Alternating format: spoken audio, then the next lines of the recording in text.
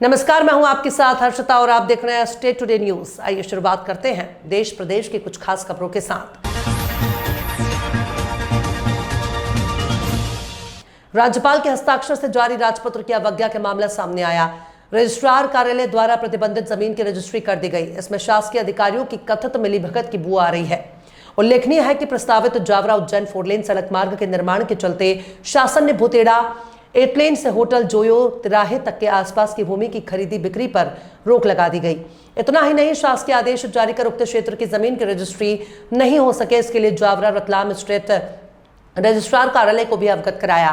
पिछले लगभग 6 महीने से भी अधिक समय से भुतेड़ा से लेकर महू नीमच मार्ग होटल जोयो तिराहे तक की सड़क के किनारे वाली भूमि की रजिस्ट्री पर बैन लगा हुआ है। हैरानी की बात यह है कि इस क्षेत्र में जमीन की खरीदी बिक्री पर रोक के शासन के आदेश के बावजूद स्थानीय रजिस्ट्रार कार्यालय में बेगमपुरा के समीप सर्वे क्रमांक 244 की भूमि की रजिस्ट्री हो गई। बताया जाता है कि सर्वे क्रमांक 244 की जमीन का 8 से 10 लोगों ने बटांकन करा लिया और साबिर पटेल, जुबेर पटेल ने इसका सौदा खाचरोद नाका के निकट जनता परिसर निकासी ओम प्रकाश नागर पिता मोहनलाल नागर ने कर दिया। वहीं इस मामले में जब रजिस्ट्रार ऑफिस अधिकारी से जानकारी लेना चाही तो उनके द्वारा बताया गया कि वरिष्ठ अधिकारियों से चर्चा कर मामले की जानकारी देने की बात कही।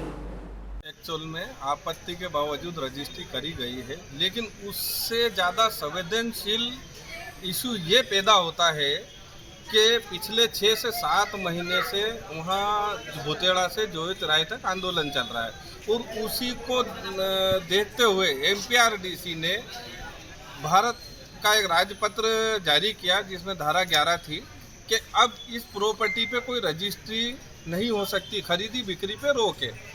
ये आप देखिए, मैं बताता हूँ, 244 नंबर का सर्वे नंबर है, ऐसे 620 लोगों का सर्वे नंबर वहाँ पर है और वहाँ रजिस्ट्रियाँ बैन है, अभी तक नहीं हो रही। कोई दिक्कत नहीं हमें, लेकिन अभी पता ही चला कि एक 244 नंबर की रजिस्ट्री जो बैन है उसके बावजूद रजिस्ट्रार ऑफिस से उसकी रजिस्ट्रियाँ कर दी गई। जब हमने रजिस्ट्रार साहब से पता किया कि इसकी रजिस्ट्री कैसे हो गई तो उन्होंने ये बताया कि इसका बटांकन हो गया।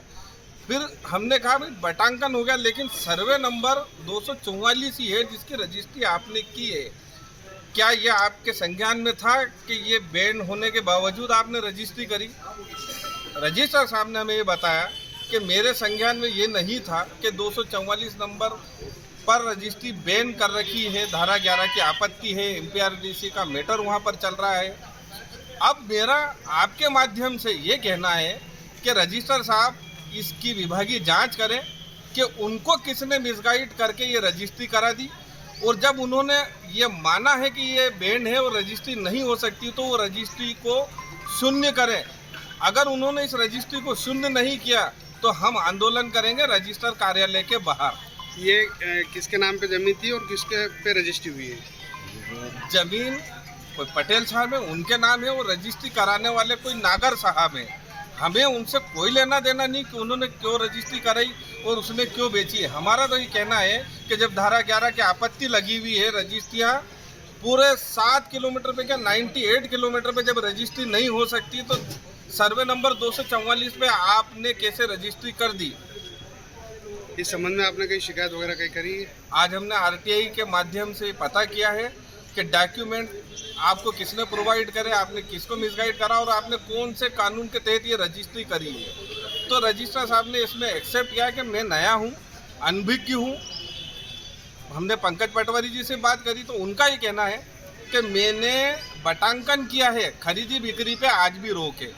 तो ये जो काम चल रहा है लोगों को गुमराह करके, और हम लोग तो वहाँ बैठे हुए हैं पिछले 6 महीने से, ना हमारी दुकान जमीन कुछ बिक नहीं सकती, लेकिन ये कैसे रजिस्ट्रियाँ हो रही है यहाँ पर? ये कौन सा खेल चल रहा है यहाँ पर? पता नहीं चल रहा कि किसकी मिली भगत है इसमें। क्या पेमेंट देकर रजिस्ट्रियाँ हो रही है या बिना पेमेंट दिए रजिस्ट्री हो रही है? कहीं ना कहीं भूमाफियाओं की पकड़ है, मतलब इसमें कई लोग भूमाफिया हैं जो आपके सामने सिलसिलेवार में आपका उनका नाम बोलूँगा कि खबर सूत्रों से ये भी आई है कि कहीं ना कहीं इसमें 10 लाख रुपए का पैकेज लिया गया है और सभी इसके अंदर शामिल है। और आज हमने कोर्ट के माध्यम से भी सदूर इसके नामांतरण के रोक के लिए आपत्तियां दर्ज कराई है। रजिस्ट्रार साहब को भी ये मैटर हमने संज्ञान में लेकर के आए, तहसीलदार साहब से भी बोला, पटवारी साहब से भी बोला। अगर ये रजिस्ट्री शून्य नहीं होती है तो इसके परिणाम स्वरूप वो खुद विभाग जाने, और जिसने ये गलत जानकारी दी है मैं आपके माध्यम से बोलता हूँ रजिस्ट्रार साहब से कि उन पर FIR दर्ज कराएं। मध्य प्रदेश में अब सरकारी अस्पतालों में प्रसूताओं को अस्पताल से छुट्टी मिलने से पहले ही नवजात शिशु का जन्म प्रमाण पत्र दिया जाएगा। इससे प्रसूताओं को जन्म प्रमाण पत्र के लिए अलग से सरकारी दफ्तरों के चक्कर नहीं लगाने पड़ेंगे। प्रदेश सरकार ने जन्म प्रमाण पत्र की प्रक्रिया को आसान बनाने के लिए ये फैसला लिया है। अब सरकारी अस्पतालों में जन्म लेने वाले बच्चों को डिस्चार्ज होने से पहले ही जन्म प्रमाण पत्र जारी कर दिया जाएगा। ये कदम विशेष रूप से उन परिवारों के लिए लाभकारी होगा जो ग्रामीण क्षेत्र में रहते हैं और प्रशासनिक प्रतिक्रियाओं तक आसानी से पहुंच नहीं पाते। नई व्यवस्था के तहत अस्पतालों में जन्म के तुरंत बाद रजिस्ट्रार द्वारा पंजीकरण प्रक्रिया पूरी की जाएगी। इसके लिए रजिस्ट्रार को प्रोत्साहित करने और आवश्यक संसाधन उपलब्ध कराने के भी निर्देश दिए गए हैं। इस पहल का मुख्य उद्देश्य जनसंधारण को सहूलियत प्रदान करना और जन्म प्रमाण पत्र जैसे महत्वपूर्ण दस्तावेज की उपलब्धता को समयबद्ध करना है। जन्म प्रमाण पत्र एक आवश्यक दस्तावेज है जो न केवल बच्चों की पहचान स्थापित करता है बल्कि शिक्षा, स्वास्थ्य सेवाओं और सरकारी योजनाओं का लाभ उठाने के लिए भी अनिवार्य होता है। देश प्रदेश की खास खबरों में फिलहाल इतना ही। और भी खबरों के लिए आप देखते रहिए स्टेट टुडे न्यूज़।